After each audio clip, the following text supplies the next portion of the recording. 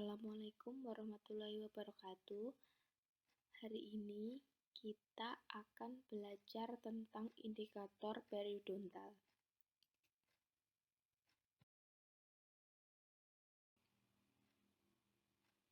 Pemeriksaan intraoral dilakukan dalam rongga mulut pasien untuk mengetahui kondisi rongga mulut pasien, baik jaringan keras maupun jaringan lunak.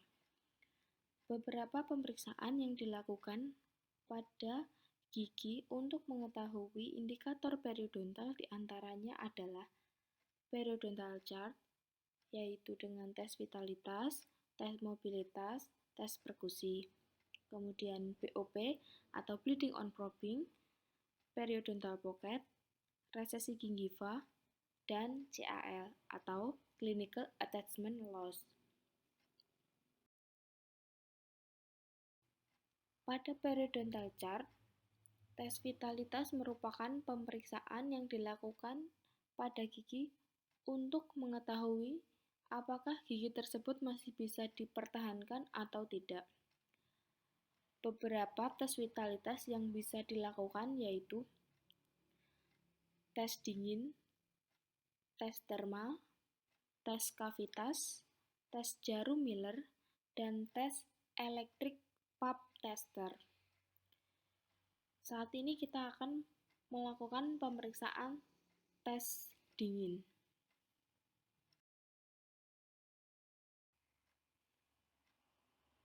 Beberapa alat bahan yang akan kita gunakan untuk memeriksa tes vitalitas gigi yaitu cotton pellet, color ethyl atau CE, dan diagnostic set yang terdiri dari kaca mulut, sonde, eskavator, dan pinset.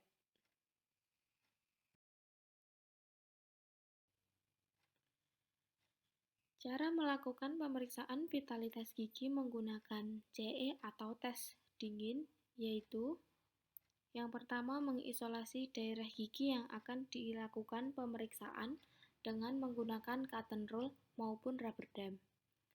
Yang kedua, mengeringkan gigi yang akan dilakukan tes vitalitas dan mengeringkan gigi sebelahnya yang sehat. Kemudian, menyemprotkan etil klorida pada cotton pellet sampai terdapat bunga es.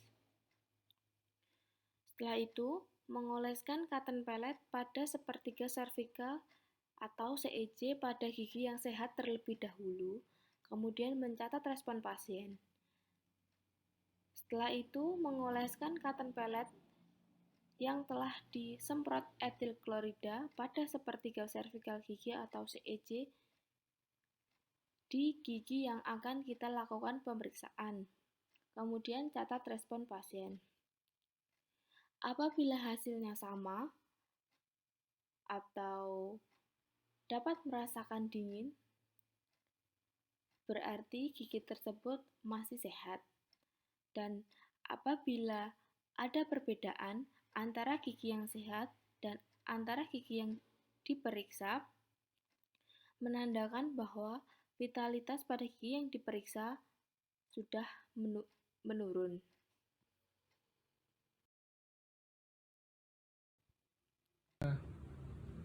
Berikut ini adalah contoh cara melakukan tes vitalitas gigi.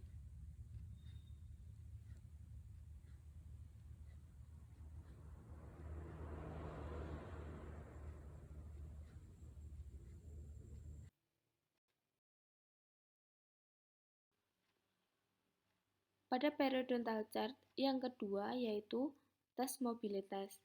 Tes mobilitas dilakukan untuk mengetahui integritas jaringan pendukung gigi, untuk mengetahui apakah gigi masih terikat kuat atau sudah longgar pada tulang alveolusnya. Cara melakukan pemeriksaan tes mobilitas yaitu yang pertama, menggerakkan gigi ke arah lateral dalam soketnya.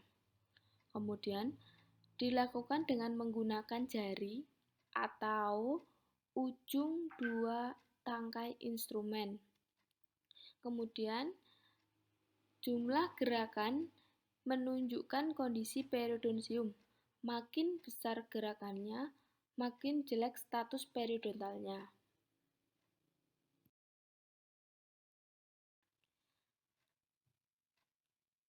Alat bahan yang digunakan pada tes mobilitas yaitu diagnostik set, bisa ujung instrumen kaca mulut dan ujung instrumen sonde.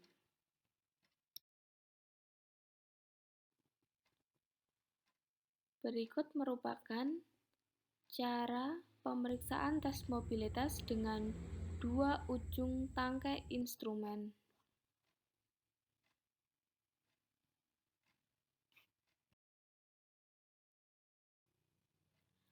Berikut ini adalah tes mobilitas dengan one instrumen atau dengan menggunakan ujung jari dan ujung instrumen.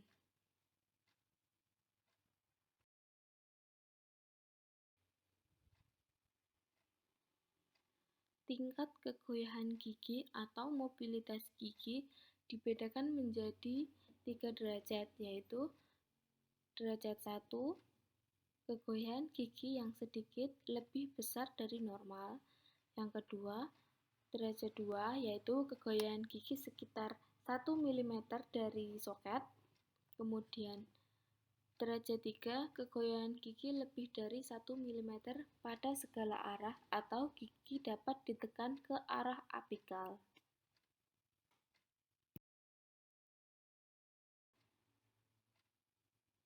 Periodontal chart yang ketiga yaitu tes perkusi. Hal-hal yang perlu diperhatikan dan dicatat dalam pemeriksaan perkusi yaitu adanya rasa nyeri terhadap pukulan atau perkusi yang telah kita lakukan. Pemeriksaan ini bertujuan untuk mengetahui status jaringan periodontium sekitar gigi atau apikal gigi. Terdapat dua metode perkusi, yaitu tes perkusi dari arah vertikal dan tes perkusi dari arah horizontal. Tes perkusi dari arah vertikal untuk mengetahui kelainan periapikal disebabkan karena lesi karies. Dan tes perkusi horizontal dilakukan untuk mengetahui kelainan periapikal yang disebabkan karena kerusakan jaringan periodontium.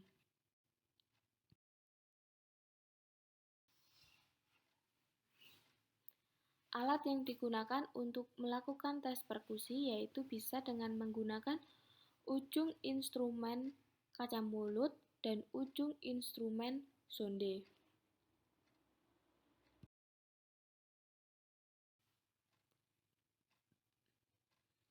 Cara melakukan tes pemeriksaan perkusi yaitu pukulan yang cepat dan tidak keras pada gigi, mula-mula dengan jari dengan intensitas rendah, kemudian intensitas ditingkatkan dengan menggunakan tangkai suatu instrumen untuk mengetahui apakah gigi terasa sakit atau tidak. Gigi tetangga sebaiknya diperkusi terlebih dahulu dan kemudian diikuti gigi yang akan kita lakukan pemeriksaan. Reaksi yang valid didapatkan dari pergerakan tubuh pasien atau reaksi refleks, bahkan reaksi yang tidak dapat dikatakan. Penulisan perkusi atau penulisan hasil pemeriksaan perkusi yaitu minus untuk tidak ada respon sakit pada saat dilakukan perkusi, positif jika ada respon sakit pada saat kita lakukan tes perkusi.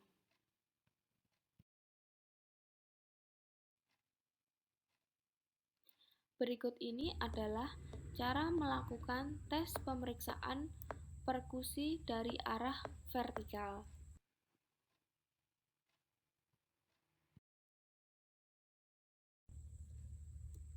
Berikut ini adalah tes perkusi dari arah horizontal.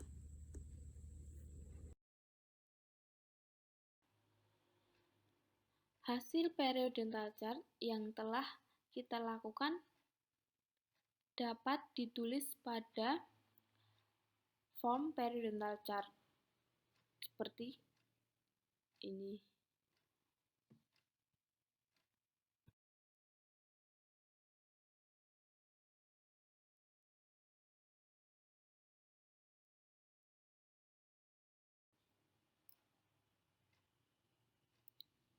Pemeriksaan bleeding on probing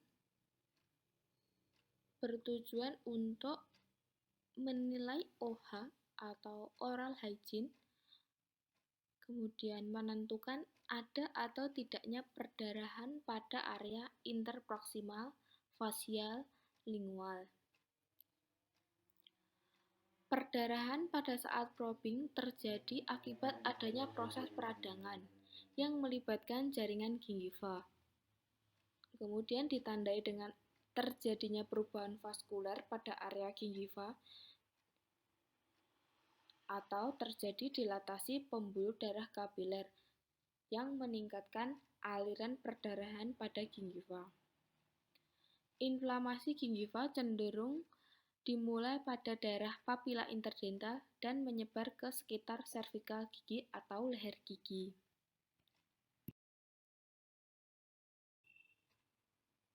Alat yang dilakukan untuk pemeriksaan BOP atau bleeding on probing yaitu kita menggunakan probe periodontal atau probe WHO dan diagnostic set.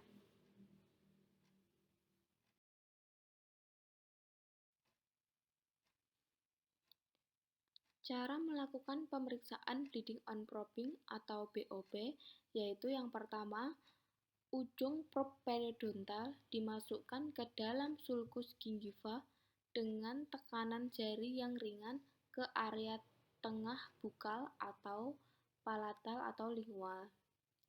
Geser ke papila proksimal, distal, atau mesial secara perlahan tanpa tekanan dan tetap mengusahakan sejajar sumbu gigi atau sejajar aksis gigi. Setelah 20-30 detik, ketika gigi telah dilakukan probe pada seluruh gingiva, intensitas perdarahan diskor dalam beberapa tingkatan.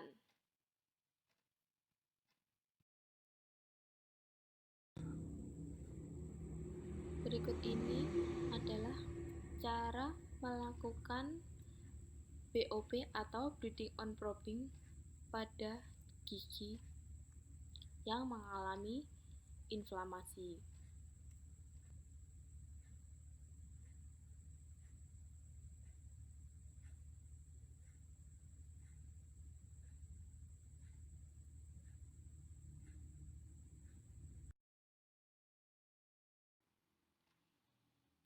Pada pemeriksaan bleeding on probing atau BOP, apabila terjadi perdarahan atau bleeding, berarti bleeding positif atau ditulis positif. Apabila tidak terjadi perdarahan, maka ditulis negatif. BOP dihitung dengan cara jumlah perdarahan per jumlah sisi yang diperiksa dikali 100.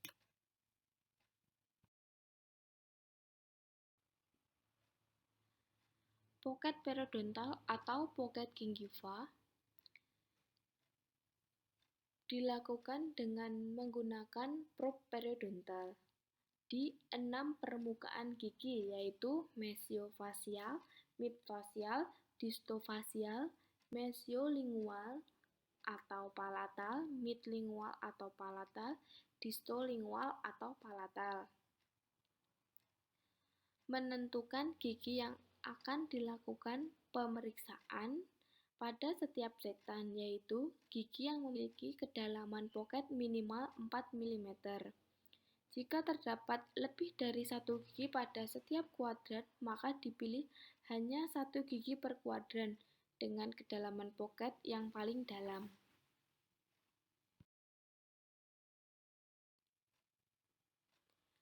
Alat yang dilakukan untuk melakukan periodontal pocket yaitu probe WHO dan diagnostic set.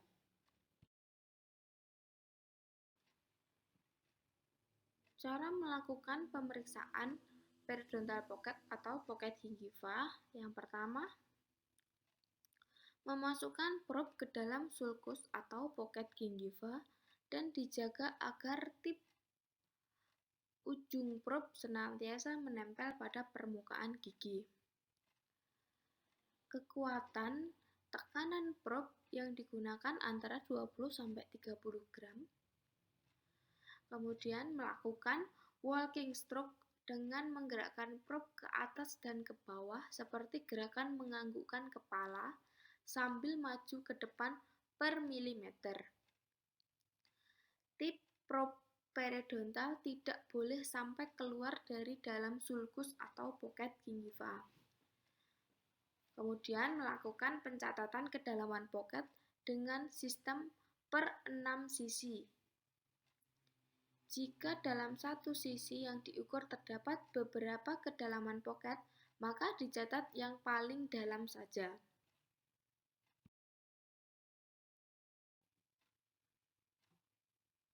Berikut ini adalah 6 sektan pembagian gigi pada saat melakukan pemeriksaan periodontal pocket atau pocket gingiva. Kemudian, perbedaan cara memegang probe yang benar dan salah.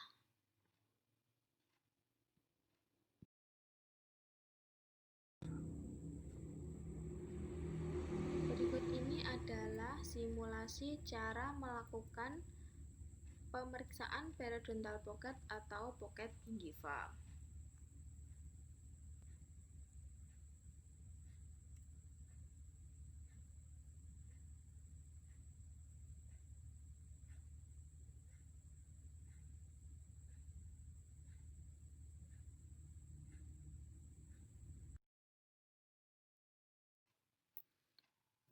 Resesi gingiva.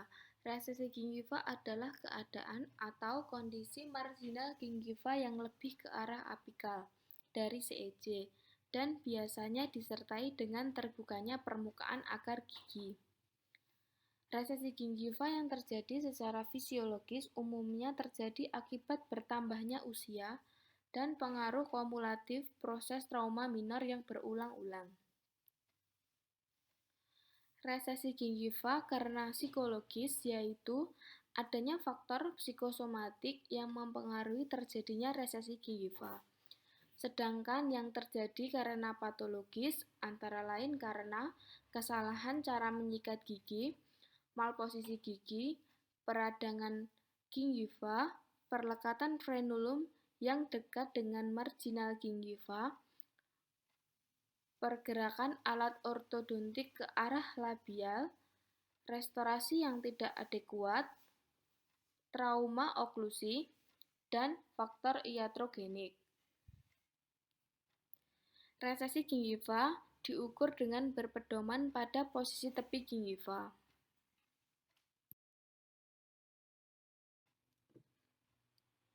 Berikut ini adalah gambaran terjadinya resesi gingiva.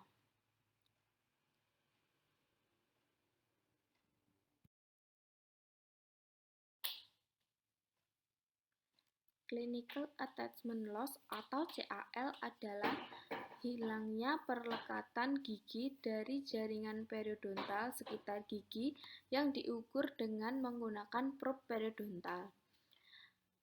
Adanya kehilangan perlekatan merupakan faktor penting dalam membedakan antara gingivitis dan periodontitis. Jika terjadi inflamasi tanpa adanya kehilangan perlekatan, maka ini merupakan ciri-ciri dari gingivitis. Namun, jika terjadi inflamasi yang disertai kehilangan perlekatan merupakan ciri-ciri dari periodontitis. Clinical Attachment Loss atau CAL merupakan jumlah dari kedalaman pocket dan resesi gingiva.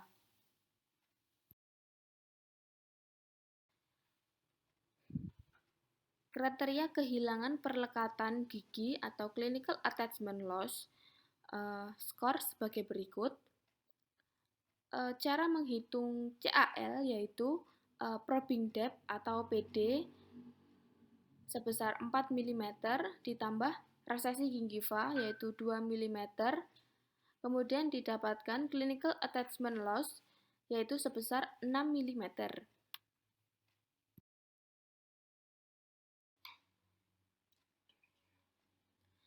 Terima kasih atas perhatiannya.